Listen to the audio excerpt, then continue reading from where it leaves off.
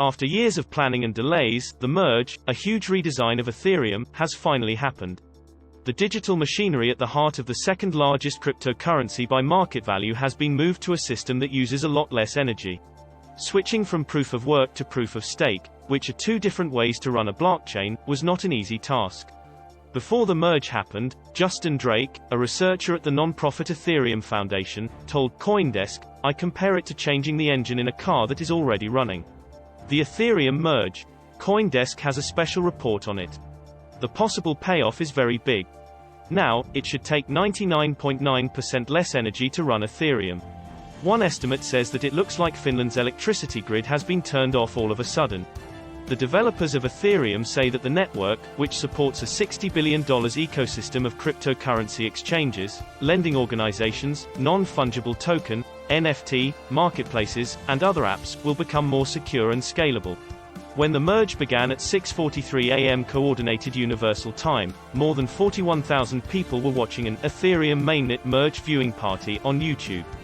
They waited with excitement for important numbers that would show that Ethereum's basic systems had held up. After about 15 hard minutes, the merge was finally over, at which point it was considered a success. Behind the merge, the price of ETH, the second largest cryptocurrency after Bitcoin, BTC, with a current market value of close to $200 billion, was pretty much the same. Investors, fans, and skeptics of cryptocurrencies have been closely watching the update, which will make the network less dependent on the resource-intensive process of mining cryptocurrencies, to see how it will affect the blockchain industry as a whole. Mark Cuban, the billionaire owner and investor of the Dallas Mavericks basketball team, told CoinDesk that he would be watching the merge with curiosity like everyone else. He said that it would cause ETH, the network's native token, to drop in value. From the start, everyone knew that Ethereum would eventually switch to proof of stake. But to make the change, technology had to be used in a way that was hard and so dangerous that many people doubted it would work. Drake said, "There's a part of me that still doesn't fully understand that this is happening. I've gotten used to thinking that it will happen in the future, so in a way, I'm in denial." The fact that the update may have been one of the largest open-source software projects ever and that dozens of teams and hundreds of academics, developers, and volunteers had to work together to make it only made it more complicated.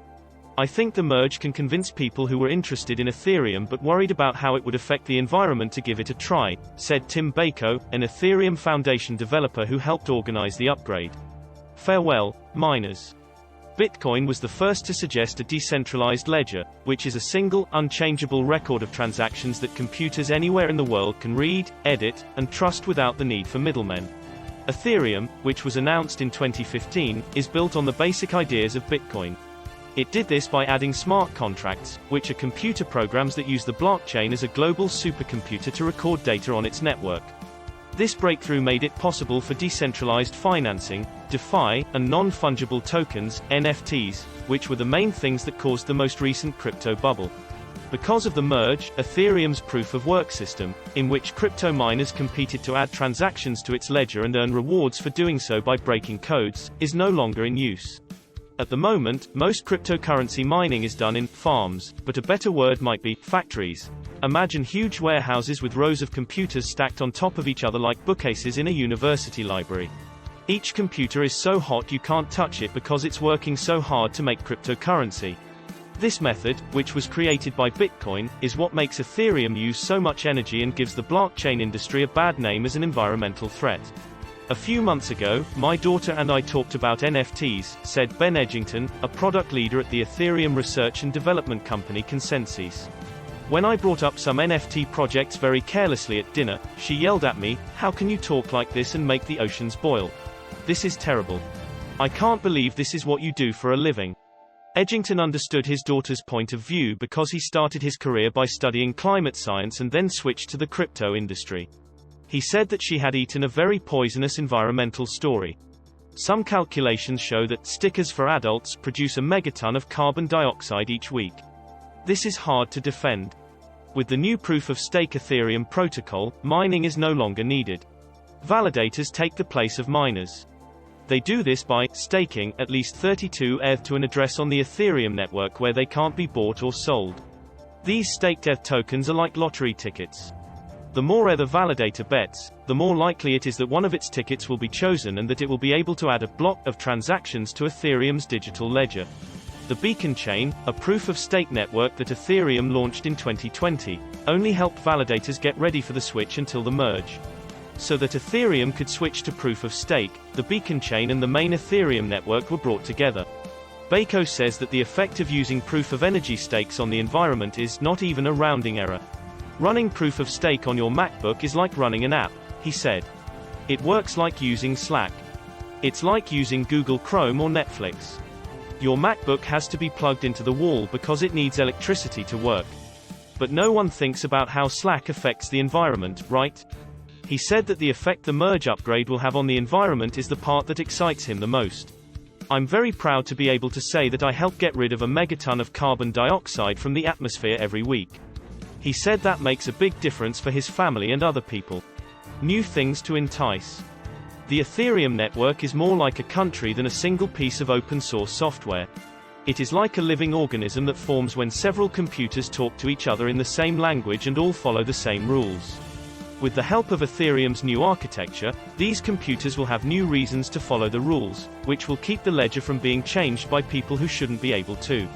Proof of work is a way that physical resources are turned into security for the network. Bako says that if you want your network to be safer, you need more of these physical resources. When it comes to proof of stake, we turn money into a security. Even though thousands of individual miners were running and protecting Ethereum's proof of work network, machines from just 3 mining pools controlled most of the network's hash rate. This is a measure of the total processing power of all miners.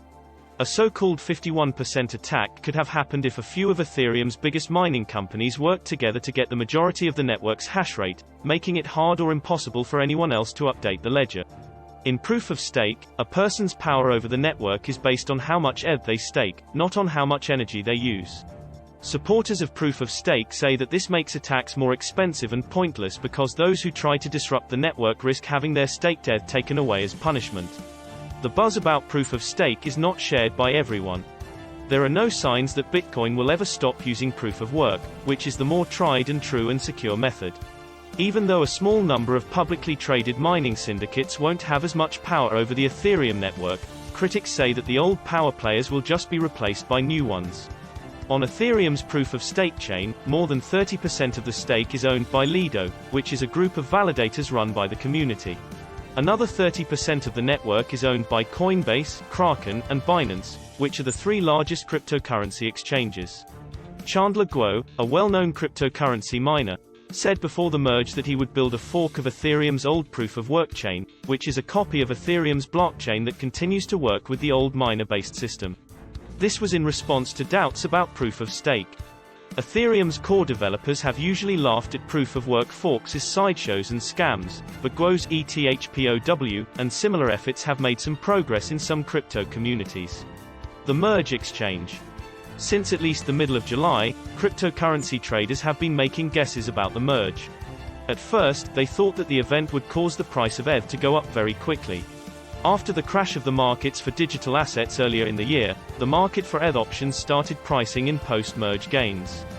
The idea that angry cryptocurrency miners might split the Ethereum blockchain sparked a new wave of activity. This time, traders rushed to lock in value from a possible airdrop of a new ETHPOW token. Most of the time, it's hard to know how the markets will react to a successful merge. Since the Ethereum upgrade has been planned since the beginning, it's possible that prices already reflect it. Kevin Joe of Galloys Capital said, "If you had asked me maybe 3 weeks ago, I would have said that not only is it priced in, but it's also overpriced. At the moment, the market is split about 70/30 in favor of this being a good thing for ETH. What's next?" Vitalik Buterin, one of the people who helped make Ethereum, talked about the merge at Thursday's viewing party. He said, "This is the first step on Ethereum's long journey to becoming a very mature system, but there are still more steps to go. Ethereum's relatively high fees and slow speeds, which were not fixed by the update, still make it hard for the network to get more users, just like environmental problems did in the past. The network's slow transaction speeds and high fees could be fixed by spreading transactions across shards, which is like adding lanes to a highway. This is what Ethereum's most well-known leader, Buterin, suggested in a recent list of next steps for the network. Because rollups, which are third-party solutions, have been able to solve some of the same problems, this update, which was supposed to happen at the same time as the switch to proof of stake, wasn't as important. Rollups give an idea of where Ethereum development is likely to go, where community solutions, not changes to the chain's core code, will be the key to making the chain work better. Buterin is just getting started with the merge. During the live stream on Thursday, he said, "For me, the merge just shows how different early Ethereum was from the Ethereum we've always wanted it to become. Let's build up all the other parts of this ecosystem so that Ethereum can become what we want it to be." If you enjoyed this video, don't forget to subscribe to our channel.